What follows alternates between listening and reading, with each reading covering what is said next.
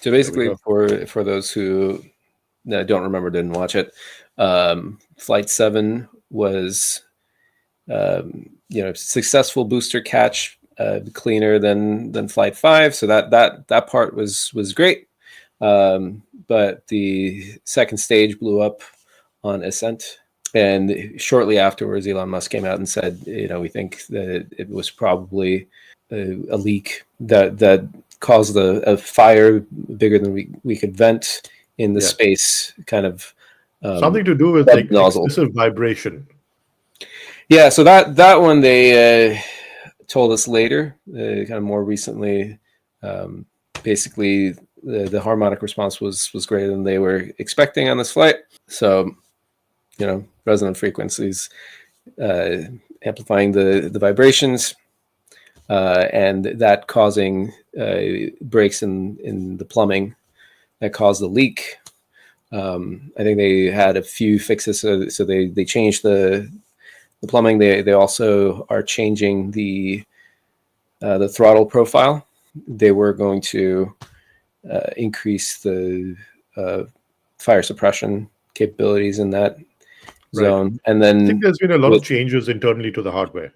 Yeah, but going forward, they're going to be even bigger ones with Raptor 3. Like the plumbing for that is going to be. I mean, you don't have that kind of cavity for the fire to be contained in, so it shouldn't be as much of an issue. Yeah, but I think the best news was that the booster is doing well. They've got a lot of things locked down. There's not much work to do on the booster for now. Starship, though, so it was pretty ambitious of them, given the amount of changes that they brought about in Starship itself for IFT-7, right? Yeah, there were a lot of hardware internally. TPS experiments. Then there were, of course, the relight of the Raptor engine in space and all of that. So, and then we're getting the first taste of V2, like all the whole set of changes associated with that. Yeah, I'm just pulling up what they said about Flight 7. And they said that, I mean, they clearly ambitious goals, but I don't know if they bit off a little more than they could chew, perhaps. Well, I mean, I think that their general process is to be fair, make a bunch of changes really quickly and fail fast, try things out, and they're testing things and simulating things on the ground, but they're changing so many things so quickly that it would take too long to become really sure, and even then you're not going to be like really sure, right? I mean, ULA operates completely differently, but we see how they had their nozzle issues on Vulcan Flight 2 before they flew. They had Centaur 5 blew up on the ground in testing. So even when you try to dot all your I's and cross all your T's before you fly, some things are going to happen, and the more changes, more new things you introduce, the greater the likelihood that something bad is going to happen.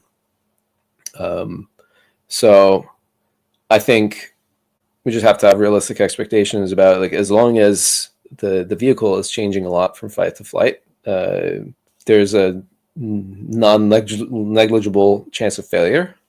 And even when it isn't, until we get to the thousands of flights, we shouldn't be shocked when something goes wrong. We're still seeing occasional glitches with Falcon, like the booster that just had a fire and fell over after landing, or upper stages that are developing leaks and failing to do their deorbit burn. It happens. I mean, it's still these are still fairly infrequently used machines, and you're not going to get statistical reliability of the kind that we see with airplanes or cars. Infrequently used machines. It's kind of crazy that you were actually talking about it. Like, if someone time traveled and came in and said, we'd be reusing rocket engines and landing them, it'll be like, what? Yeah, yeah, and Anyway, so yeah, carry on. but I think that they are doing everything they can to make sure that that it succeeds without it taking an unreasonable amount of time from a SpaceX. We're trying to get to Mars by 2020, or by 2027 perspective, launch in Yeah. 2026 Okay, window. so let's kind of look at a couple Yeah. of highlights that I wanted you to break down for us. So this is the postmortem report that they published. They say approximately 2 minutes into its burn, this is for Yeah. Starship, a flash was observed in the aft section of the vehicle near one of the Raptor vacuum engines. This aft section, commonly referred to as the attic, is an unpressurized area between the bottom of the liquid oxygen tank and the aft heat shield. Sensors in the attic detected a pressure rise indicative of a leak after the flash was seen. Roughly 2 minutes later, another flash was observed, followed by sustained fires in the attic. These eventually caused all but one of Starship's engines to execute controlled shutdown sequence and ultimately led to a loss of communication with the ship. Explain this in layman's terms. Okay, so you've got the way the Starship is constructed. You've got where the engines are, right? And there's basically a metal ring around it that shields those engines and that transfers thrust. It's kind of like the part of the barrel that goes around the engines that connects to the booster, and also shields that area on reentry.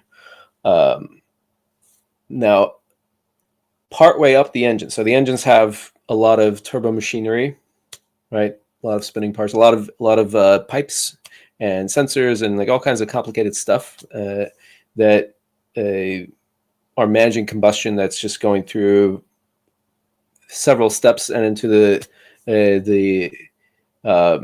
then out the nozzle, right? The nozzle is that bell-shaped part of the engine. Basically, kind of like above where the nozzles are, you have all that sensitive equipment that's shielded by another metal layer that the engines kind of poke through.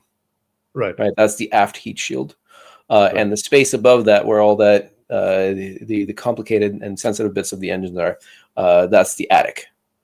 Above that, you have the oxygen tank. Above that, the methane tank, and above that, you have the cargo bay where you're going to have the Starlink simulators. Right. So those the plumbing lines in the attic, some of them burst. Now this is where contact with the an ignition vibration. source, and then So this is where the vibration thingy comes in, right? Yeah. And it's normal for them to stress test it on the ground, right? But this was obviously beyond whatever they stress test for.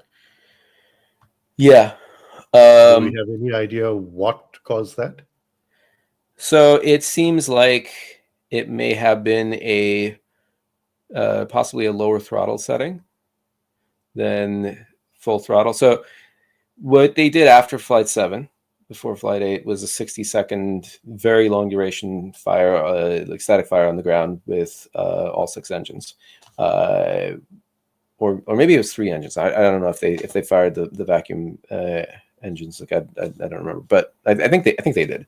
So you normally don't see that because like they did not really they had not previously, as far as I know, set up the ground infrastructure to handle full duration static fire like that. So when you have Super Heavy, which admittedly has a lot more engines, do a fire on the OLM, it's like I think it was an 8-second, maybe it's shorter now, static fire. I don't remember what the ship static fire, how long those were at the Massey test site. But again, I think it was a single digit seconds. They did a 60-second test that kind of took the engine through various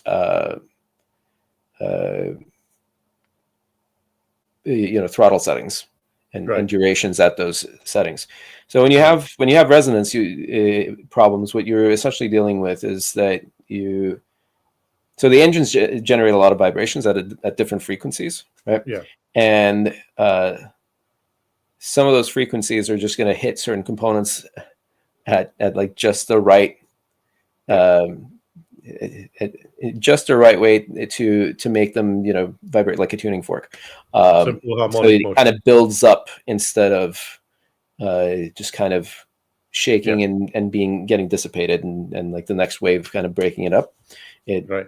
just kind of builds up over time. So you do need a little bit of that duration to see how the shaking is building up. And based on the throttle setting, you're going to have the like the vibration profile of that the engine's generating, or the combination of the engines, what they're generating is going to change, right? So this was something where early in Raptor testing, they had said that Elon had come out and said that starting up these engines was challenging in large part because of one of the reasons was because of these resonance frequencies, and the way that they got through it was basically having the startup sequence go really fast. So go from the startup throttle setting to full thrust really fast. So you kind of blow through those problematic parts of the throttle range before you can really build up a lot of vibration. It seems that, like, I don't know if they simulated rather than tested what the throttle range that they that became a problem. But given that they felt the need to test it very thoroughly, it seems likely the case that they had not tested everything. Okay. And so that exacerbated whatever was happening during the flight. Yeah.